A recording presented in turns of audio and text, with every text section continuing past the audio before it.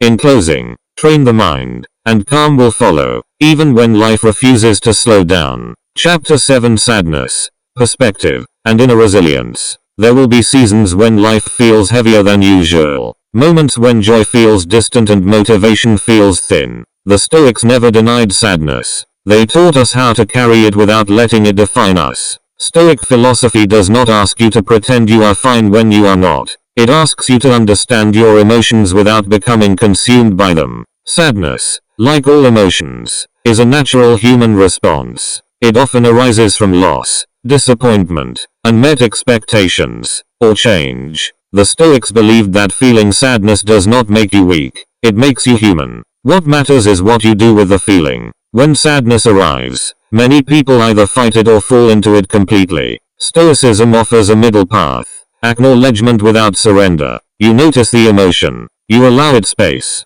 but you do not let it become your identity. Perspective as a tool. The Stoics believed that perspective can soften emotional weight. They reminded themselves that every season passes, every emotion shifts, no moment lasts forever. This awareness does not erase sadness, but it prevents despair. When you remember that today is not the whole story, resilience begins to grow quietly. Relatable reflection. Think of times in your life when you believed you would never move past a difficult moment, and yet, somehow, you did. Stoicism encourages you to draw strength from this truth. You have endured before. This does not minimize your current pain. It honors your capacity to move forward. Inner resilience. Resilience, to the Stoics, was not about emotional toughness. It was about emotional steadiness. It meant taking life one day at a time, focusing on what remains within your control, choosing small, manageable actions even on heavy days. You can choose to care for your body, to speak kindly to yourself, to stay grounded in the present moment. These choices are quiet acts of strength.